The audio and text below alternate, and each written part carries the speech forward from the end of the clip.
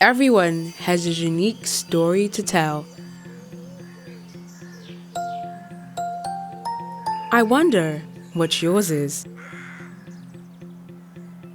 But this is mine.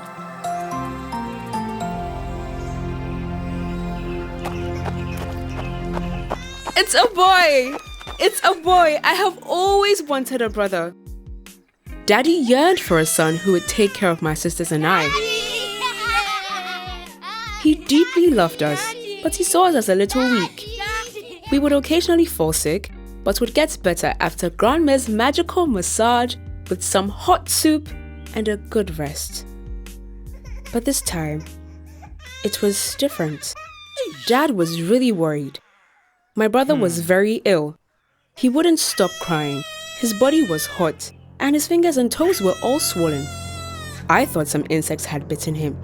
Dad believed it was a spiritual attack. He took us to the spiritualist in my village, who made some cuts on our faces and told my parents it would protect us. But did it? 3 months later, Dad left for a peacekeeping mission in the army and never returned. He passed away. To support the family, Mom had to travel to the city for work, and Grandma took over our care. But a year later, Grandma also passed, and we were left at the mercy of our relatives. The only person who truly cared for us was my elder sister. Then, one rainy morning, she woke up and her legs ached.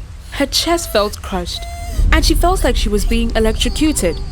So I ran to our relatives for help, and they brought in the spiritualist. Why him? Have they forgotten so soon? Can we go to the clinic instead? I pleaded with them, but they pushed me aside.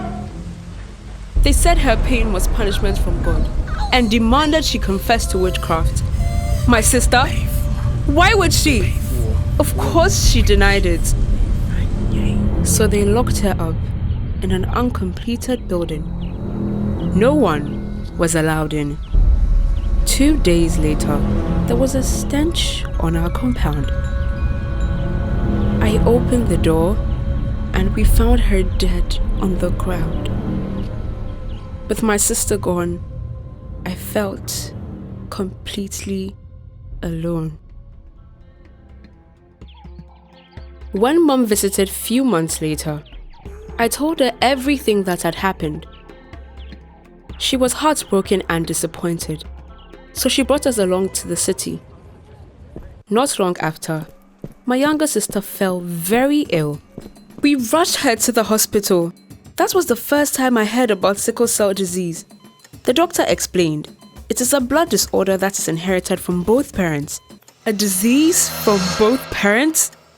But Mom and Dad were never sick.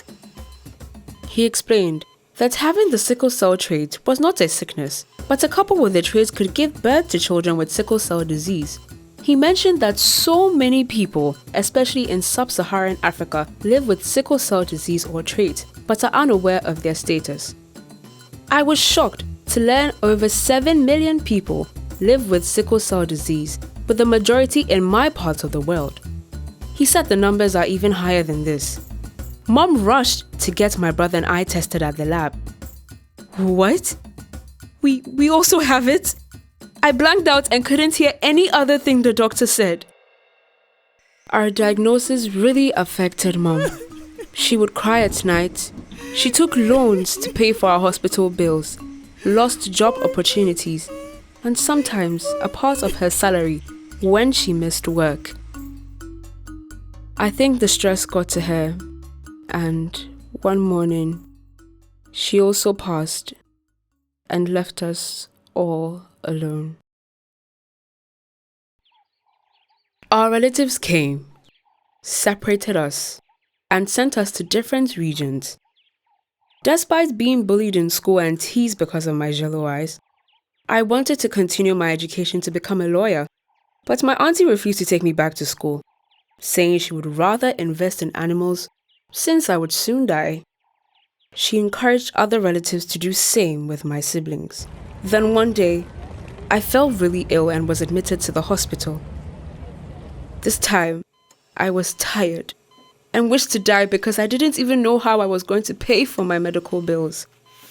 Thankfully, a preacher visited, paid the bills, and introduced me to ISCC, the International Sickle Cell Centre. I immediately called my siblings and gave them the good news. At ISCC, we learned about sickle cell disease, how the rain, hot weather, mosquito bites, and strenuous work could make us sick. We were registered into sickle cell clinics and started taking daily medications to stay healthy. Through the support of ISCC's partners, we also went back to school, and my sister found her dream job. Finally, I felt like I was not alone. I now join ISCC on their outreaches to villages, towns, schools, and the media to educate the public about sickle cell disease and get people tested for their genotype. It's been a year now, and I have barely been admitted to the hospital. Besides my family, ISCC has helped other sickle cell warriors thrive, and over 6,000 people now know their sickle cell status at no cost. But the burden of sickle cell disease is great, and no organization can single-handedly solve a global health problem that has been neglected by many governments for over 100 years. The clock is ticking, and the numbers are rising. Every day, over 500 children under the age of 5 die from sickle cell-related causes. But we also know that over 95% of these children can survive into adulthood when they have access to comprehensive healthcare. With the right care, some of our elders have thrived with sickle cell disease and have celebrated their 90th birthdays. But this has only been a handful of people. We have had enough of sickle cell disease. So today, we rise to the challenge. It's time to take action. We know what needs to be done. Join us in this fight. Someone needs to know they are not alone.